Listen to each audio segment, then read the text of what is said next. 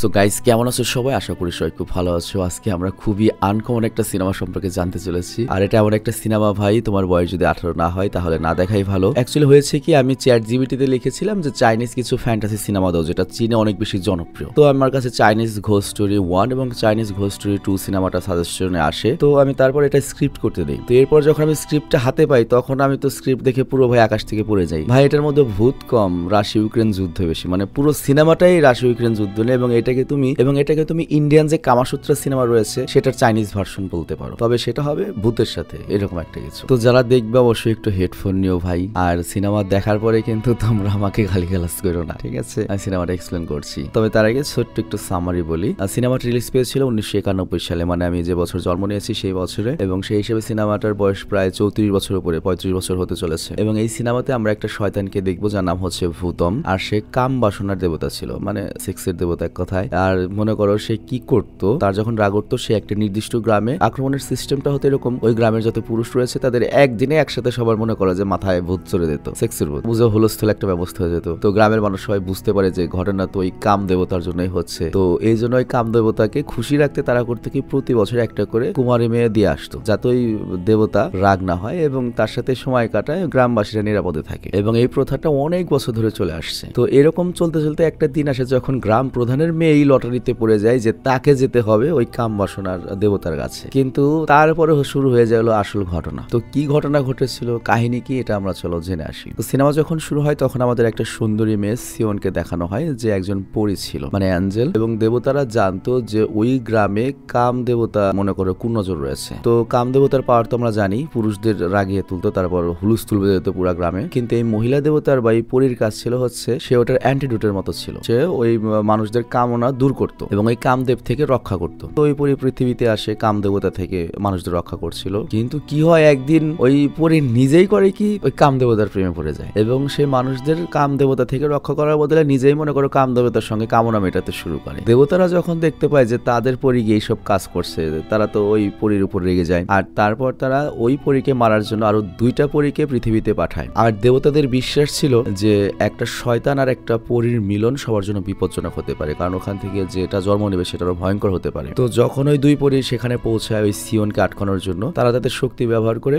সিওনের আত্মা বের করে তার শরীর পুড়িয়ে দিতে থাকে। তো সিওনের মৃত্যু দেখে তো ওই ভূতম কাম দেবতা অনেক রেগে যায় আর নিজের নিয়ন্ত্রণ হারিয়ে ফেলে এবং রাগে ফুসতে ফুসতে ওই 2 পরীকে আক্রমণ করে একটা পরীকে মেরেও ফেলে। আর তখন আরেকটা পরী যখন পালাতে যায়, তার কাছে তো ওই যে সিওন নামের যে পরী, ওই কাম দেবতার মনে করো যে গার্লফ্রেন্ড ছিল, তার আত্মাটা ওর হাতে ছিল। তো ওখানে কি একটা গ্রামে পালাবে আত্মা নিয়ে। আর ঠিক ওই সময় আমরা দেখি ওই গ্রাম প্রধানের স্ত্রী একটা মেয়ে সন্তান প্রসব করছে। তবে পরীর কাছে এত সময় ছিল না যে সিওন নামের ওই পরীর আত্মাটা দেবতাদের কাছে পাঠিয়ে দেবে। তো এই জন্য সে করে কি সিওনের আত্মাকে সে মেয়েটার মধ্যে ঢুকিয়ে দেয়। তো এর ফলে যেটা হয়, গ্রাম প্রধানের বাড়িতে যে মেয়েটার জন্ম হয় তার দেহের মধ্যে কিন্তু ওই কাম দেবতার গার্লফ্রেন্ড সিওনের আত্মা ছিল। আর অন্যদিকে আমরা দেখি নিজের প্রেমিকার মৃত্যুর পরে ভূতম তো আউট অফ কন্ট্রোল হয়ে যায় এবং সে রাগে পুরো গ্রামের যে পুরুষরা রয়েছে তাদের কামনা জাগিয়ে দেয়। এবং গ্রামের পুরুষরা যারা মনে করো কন্ট্রোল করতে পারছিল না, তারা তো মনে করো হুলস্থুল বাজিয়ে ফেলে, বুঝে অমুকের বউ মুখে ধরছে, তমুকটা অমুকের বোন অমুক ধরছে, মানে আবল তাবল একটা অবস্থা। তো তখন মনে করো সবাই বুঝতে পারে যে এটা তো ওই দেবতার অভিশাপ। তো এরপরে তারা সিদ্ধান্ত নেয় তারা দেবতাকে খুশি করার জন্য একটা কুমারী মেয়ে উপহার দেবে। তো এরপর থেকে প্রতি বছর ওই গ্রামের এটা একটা রীতি হয়ে দাঁড়ায়। আর আমরা তারপর দেখতে পাই যে আসলে ওই ভূতম দেবতা গ্রাম থেকে দূরে একটা গুহায় বসবাস করতো এবং গ্রামবাসী প্রতি বছরের ন্যায় এবার একটা কুমারী মেয়েকে পালকিতে বসিয়ে ওই গুহায় ছেড়ে আসতে থাকে যাতে ভূতমের মনোবাসনা শান্ত থাকে। তো এরপর যখন কুমারী মেয়ের পালকি ভূতমের গুহায় পৌঁছাতো, তখনই ভূতমটা মেয়েটিকে নিয়ে মনে করো যে রাশিয়া ইউক্রেন কি ভাই পুরো বিশ্বযুদ্ধই করে দিত এবং এমন বিশ্বযুদ্ধ করতো মেয়েটা মারা যেত 1 বছরের জন্য ভূতম ঠান্ডা। তো এরপর আমরা দেখি ভূতমের সঙ্গে আরেকটা মেয়েও রয়েছে। ওই মেয়েটার নাম ছিল হচ্ছে চ্যাং, আর সেও একটা ডাইনি। আর সে মূলত নিজের শক্তি ব্যবহার করে ভূতমের যদি কোনো জখম হতো, অসুখ হতো, সেটা সারাতো। তবে এই ডাইনির আবার কি কাহিনী জানো? এই ডাইনির কাহিনী শুনে মানে এই ডাইনি আবার করে কি তার শক্তি বাড়ানোর জন্য গ্রামের যত পুরুষ রয়েছে তাদের সাথে রাশিয়া ইউক্রেন করতো এবং যার সাথে সে খেলাধুলা করতো ওই পুরুষের শক্তি তার ভিতরে চলে আসতো। আর এভাবেই আস্তে আস্তে শক্তিশালী হতো। তো এভাবে বেশ কিছু বছর কেটে যায়। আর তারপর গ্রাম প্রধানের বাড়িতে জন্ম নেওয়া মেয়েটাও এখন মোটামুটি 16 বছর হয়ে গিয়েছে। তার নাম হচ্ছে জয়ী এবং সবাই তার সৌন্দর্যের জন্য পাগল ছিল। তো একদিন জয়ী তার বন্ধুদের সঙ্গে ছিল, হঠাৎ করে ভূতম তার সামনে এসে দাঁড়ায়। তো ভূতমকে দেখে জয়ী তাকে ঘুরে ঘুরে দেখছিল, কারণ জয়ীর ভেতরে তো আবার ওই যে শরীরের ভেতরে সিওনের আত্মা ছিল, এই কারণে একটু আকৃষ্ট হতে লাগে। তো এখান থেকে যাওয়ার পরে জয়ী আবার তার বান্ধবীদের সঙ্গে যায় এবং তার নজর পড়ে একটা নৌকায়। আর নৌকায় অনেকগুলো তাজা মাছ লাফাচ্ছিল। জয়ী করে নৌকার মাছগুলোকে পানিতে ছাড়ে, কিন্তু হঠাৎ করে তখন পায়ের নিচ থেকে বেশ হ্যান্ডসাম একটা তরুণ বেরিয়ে আসে। বডি ফিটনেস ভালো এবং চাপ ধরেও রয়েছে, যেটা চাইনিজ ইতিহাসে সেই প্রথম দেখলাম আমি। তো যাই হোক, এখনকার চাইনিজ নায়ক তো সেরি লাগে, বাট বুঝলাম যে 90 দশকের চাইনিজ ছেলেদেরকে ছেলেদের মতোই লাগতো। তো যাই হোক, হুট করে জয়ী তো তাকে দেখে ভয় পেয়েছে এবং বান্ধবীদের সঙ্গে এখান থেকে দৌড়ে পালায়। আর আমরা জানতে পারি ওই ছেলেটার নাম হচ্ছে সেন এবং সে তার বোনের সঙ্গে এখানে মাছ ধরতে এসেছে। তারা হচ্ছে আর কি জেলে সম্প্রদায়। আর এদিকে আমরা গ্রামের লোকদেরকে দেখি, কারণ 1 বছর শেষ হয়ে গিয়েছে। এখন সবাই ঠিক করছিল যে এই বছর কার মেয়েকে ভূতমকে দেওয়া হবে, আর লটারি করে এই সিদ্ধান্তটা নেওয়া হয়। তো এইবার লটারিতে নাম আসে হচ্ছে জয়ীর। তো জয়ীর নাম শুনে তো তার মা কাঁদতে থাকে, কারণ ওই ভূতমের কাছে যেই যায় সে তো আর ফেরত আসে না। আর সে তার স্বামীর কাছে বলে, তুমি তো এই গ্রামের প্রধান, তুমি তো তোমার ক্ষমতা বলে তোমার মেয়েকে ওখানে যাওয়া থেকে আটকাতে পারো। তবে গ্রাম প্রধান বলে আমি যদি এটা করি তাহলে সবাই আমার উপর ক্ষিপ্ত হবে, আর যেহেতু এটা গ্রামের নিয়ম, এতদিন অন্যদের মেয়েদেরকে পাঠিয়েছি, নিজের মেয়ের বেলাও আমাকে এটাই করতে হবে। আর এদিকে আমরা দেখি জয়ী যখন জানতে পারে তাকে ভূতমের কাছে যেতে হবে, সে করে কি একটা কামারের দোকানে যায় এবং সে তার একটা ভালো ছুরি বানায় চকচকে, যাতে ভূতমকে মারতে পারে। আর তখনই সেন এসে ওর সঙ্গে কথা বলার চেষ্টা করে, কিন্তু জয়ী তেমন পাত্তা দেয় না, কারণ সে তো ভূতমের কাছে যাবে, সে খুব ভয় পেয়েছিল। তবে ওই ছুরিটা আবার সেন দেখে। আর ভিডিওটির এই মুহূর্তে একটা কমার্শিয়াল বিজ্ঞাপন রয়েছে, আর বিজ্ঞাপনটার পরে আমরা আবার মূল ভিডিওতে চলে যাচ্ছি, কিংবা তুমি চাইলে বিজ্ঞাপনটা টেনে আবারও মূল গল্পে যেতে পারো। স্বাগতম প্রিয় বন্ধুরা, তোমরা কি একঘেয়েমিতে ভুগছো? তাহলে মজা পাওয়ার জন্য আজকের বিষয়টি একদম উপযুক্ত তোমাদের জন্য। এখানে তোমরা বিভিন্ন খেলার ফলাফল জানতে পারবে, খেলা সরাসরি দেখতে পারবে এবং ভবিষ্যৎবাণী করার মতো মজার একটি অংশও রয়েছে, যেখানে তুমি অনুমান করতে পারো কোন দল জিতবে, কতটা ব্যবধানে ইত্যাদি। এতে রয়েছে আকর্ষণীয় পুরস্কার জয়ের সুযোগ, বিলাসবহুল গাড়ি, নামি মোবাইল ফোন, কম্পিউটার এবং আরো অনেক কিছু। এটি এমন একটি বিশ্বস্ত জায়গা যেটি PSG এর মতো আন্তর্জাতিক খেলার দলের পৃষ্ঠপোষকতা পেয়েছে, তাই এতে কোনো সন্দেহের সুযোগ নেই। নতুন কিছু খেলার সংযোজন হয়েছে, যেমন দ্রুতগতির চ্যালেঞ্জ খেলা ও মুরগির পথ চলা খেলা, যেখানে সহজেই খেলে আনন্দ নেওয়া যায়। আর হ্যাঁ, যদি তুমি আমাদের প্রচারমূলক সংকেত ব্যবহার করে নিবন্ধন করো তাহলে পেতে পারো 12,000 টাকা পর্যন্ত পুরস্কার একদম বিনামূল্যে। সঙ্গে থাকবে প্রথম জমাই অর্থের পর বিনামূল্যে ঘূর্ণনের সুযোগও। অর্থ গ্রহণ ও প্রেরণ করা যাবে খুব সহজভাবে, নগদ, বিকাশ, রকেট, ব্যাংক হিসাব সহ আরো অনেক মাধ্যমে। তাই আর দেরি না করে উপরে থাকা স্থায়ী মন্তব্যে ক্লিক করো, সেখানে নিবন্ধনের প্রক্রিয়া রয়েছে।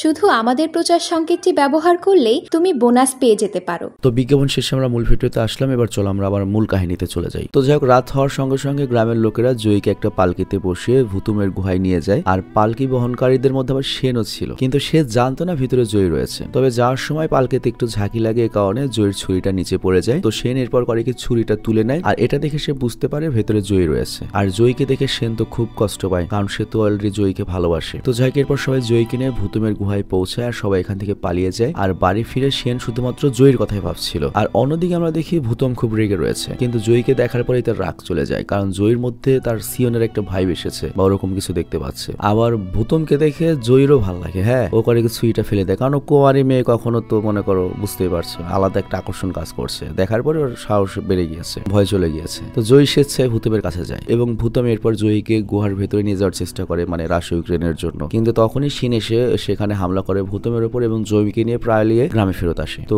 অনেক বছরের মধ্যে এই প্রথম এরকম একটা সাহস গ্রামবাসীদের মধ্যে কেউ করেছে। আর এই সাহস দেখে সবাই খুশি এবং গ্রামবাসীরা উৎসব করতে শুরু করে যে তাহলে ভবিষ্যতে আমরা ওর সাথে ফাইট করতে পারবো। তো জয়ী আবার এমন মেয়ে, ওর যে পোলা দেখে সেই পোলাই ভালো লাগে। তো এবার এখন আবার সেনকে দেখে ওর সাহস জেগেছে, ওর প্রতিও দুর্বল হয়ে যায়, মানে বয়সটাই দুর্বল হওয়ার। আর এইদিকে আমরা গুহায় ভূতমকে দেখি, যার চিকিৎসা চ্যাং করছিল। চ্যাং মানে ওই জয়ী ডাইনি মেয়ে, কারণ সেনের আঘাতে ভূতম বেশ আহত হয়ে পড়েছিল। তো ভূতম এখানে চ্যাংকে বলে, আজকে যে মেয়েটাকে আনা হয়েছিল ওকে দেখে আমার সিয়নের কথা মনে পড়েছে। আর তখন চ্যাং বুঝিয়ে বলে সিয়ন আজ থেকে 16 বছর পূর্বে আগুনে পুড়ে মারা গিয়েছিল। তো যাই হোক, এরপর চ্যাং ভূতমকে বলে, আমার যে শক্তি রয়েছে সেটা তোমার চিকিৎসার জন্য যথেষ্ট নয়, তাই আমার গ্রামে গিয়ে কয়েকটা মানুষের সাথে খেলাধুলা করতে হবে যাতে আমার শক্তি বাড়ে, তোমার চিকিৎসা করতে পারি। আর এইদিকে আমরা দেখি পরের দিন আমাদের নায়ক সেন যখন তার বোন আর জয়ের সঙ্গে মাছ ধরতে যায়, তখন তারা পানিতে চ্যাংকে দেখতে পায় যে অজ্ঞান একটা মেয়ে রয়েছে। তো ওরা একটা সাধারণ মানুষ মনে করে চ্যাংকে চিকিৎসার জন্য ওদের বাড়িতে নিয়ে আসে, কিন্তু চ্যাং এর লক্ষ্য তো খালি খেলাধুলা। ও বাড়িতে ঘুম থেকে উঠেই রাতেই করে কি চ্যাং এর যে বড় ভাই তার সঙ্গে ইন্টিমেট হয় এবং সারা রাত সম্পর্কের কারণে ওর বড় ভাই সব শক্তি শেষ এবং ওর শক্তি পেরে যায়। আর পরের দিন আমরা দেখি চ্যাং মানে ওই ডাইনি জয়ী এবং ওই হচ্ছে নায়কের বোনের সঙ্গে ওরা মাছ ধরতে যায়। তো মাছ ধরার সময় ওই ডাইনি জয়ীর জন্ম মার্ক দেখে বা জন্ম দাগ দেখে, আর এটা দেখে বুঝতে পারে যে এই মেয়েটার মধ্যেই তো সিয়নের আত্মা রয়েছে। আর তারপর সে জয়ীকে একটা হেয়ার ব্যান্ড দেয়, যে যেটা অনেকটা কি বলে জিপিএস এর মতো কাজ করে আর কি। আর তারপর সে ভূতমের কাছে ফিরে আসে, আর সে ফিরে এসে ভূতমকে বলে আমি আজকে ওই মেয়েটার সঙ্গে দেখা করেছি যাকে সম্ভোগের জন্য কালকে তোমার কাছে পাঠানো হয়েছিল, আর আমি কনফার্ম হয়েছি ওর মধ্যে সিওনের আত্মা রয়েছে। তো তাহলে তো অনেক বিপদ, কারণ দেবতার অভিশাপ দিয়েছে আমার ধ্বংস তখনই হবে যখন সিওনের আত্মা যে মেয়েটার মধ্যে রয়েছে সে যদি আমি বাদে অন্য কারোর সাথে তার ভার্জিনিটি শেষ করে তাহলে আমি ধ্বংস হয়ে যাব। তো এটা শুনে ভূতম ভয় পেয়ে যায় এবং ওই রাতে গ্রামে আক্রমণ চালায় এবং ভূতমের রাগের কারণে পুরো গ্রামে আবারও কাম বাসনা জেগে ওঠে এবং মনে করো যে লুস্থুল অবস্থা। মানে এইটাকে তুমি যদি দ্য সার্ভেন্ট সিনেমা দেখে থাকো, পৃথিবীর সবচেয়ে ডার্ক একটা সিনেমা, সেই সিনেমার যে ওই মহিলা নার্স ছিল না সেরকম একটা ব্যাপার, ওকে যখন ইনজেকশন দেওয়া হয় তখন যে অবস্থাটা সেরকম একটা ব্যাপার। তোমরা চাইলে আমি ওই ডার্ক সিনেমাটা এক্সপ্লেন করতে পারি। আর অন্যদিকে আমরা দেখি সেনকে, সে তার বোন আর জয়কে নিয়ে গ্রাম থেকে দূরে যাচ্ছিল। তো সেন তাদেরকে নিয়ে একটা সাধুর কাছে পৌঁছায়। তো জয়কে দেখে সাধু বলে হ্যাঁ হ্যাঁ তুমি তো ভূতমকে মারতে পারবে, ভবিষ্যৎ অনুযায়ী তুমি ভূতমকে মারবে, আর এর জন্য তোমাকে আরো শক্তিশালী হতে হবে। আর শক্তিশালী হওয়ার জন্য তোমার এমন একটা যুবকের সাথে সম্পর্ক করতে হবে যাকে তুমি মন থেকে ভালোবাসো, সেও তোমাকে ভালোবাসে এবং সেও ভার্জিন হতে হবে। তো এইটা শুনে সেন বলে আমি ওকে ভালোবাসি এবং আমি ভার্জিন। তো জয়ও খুশি, এক কোনায় চলে যায়। ওরা মনে করে যে যুদ্ধ শুরু করে দেবে। আর এইদিকে সেনের বোন যখন দাঁড়িয়েছিল সে তার চুল ঠিক করছিল, আর তখনই সাধুর নজর পড়ে সেনের বোনের ওই হেয়ার ব্যান্ডে, যেটা তো ওই যে ওই ডাইনি দিয়েছিল হচ্ছে আমাদের নায়িকাকে। তো সাধু এটা দেখে বলে তুমি কি জানো এটা ভূতমের জাদুকরি হেয়ার ব্যান্ড, আর এটার মাধ্যমে জানতে পারছে যে তোমরা এখন কোথায় রয়েছো, তো তাড়াতাড়ি এখান থেকে তোমাদের পালাতে হবে। কিন্তু সাধু এই কথা শেষ করার আগেই এখানে ভূতম এসে পৌঁছে যায় এবং সে সেনকে ধরে নিজের গুহায় নিয়ে যায় এবং সেখানে গিয়ে তাকে বরফে বন্দী করে। আর তারপর জয়ী আর সেনের বোনও এখানে এসে পৌঁছায় এবং সেনের বোন মিনা যায় হচ্ছে ভূতমের কাছে এবং এরপর মিনা করে কি ভূতমকে সিডিউস করার চেষ্টা করে, আকর্ষিত করে নিজের দিকে, মানে মনোযোগ ঘোরায়। আর ওই দিকে আমরা দেখি জয়ী তার শরীরের তাপ দিয়ে, সিরিয়াসলি ভাই শরীরের তাপ দিয়ে বরফ গলানোর চেষ্টা করছে। তো বরফ গলতেই সেখান থেকে সেন বেরিয়ে আসে এবং কি করতে হবে ভূতমকে মারতে দুজনের জাস্ট খেলাধুলা করতে হবে। তো ওরা ইন্টিমেট হওয়া শুরু করে, বাট তখনই ভূতমের নজর পড়ে ওদের উপর এবং সে এটা দেখে অনেক রেগে যায় এবং সে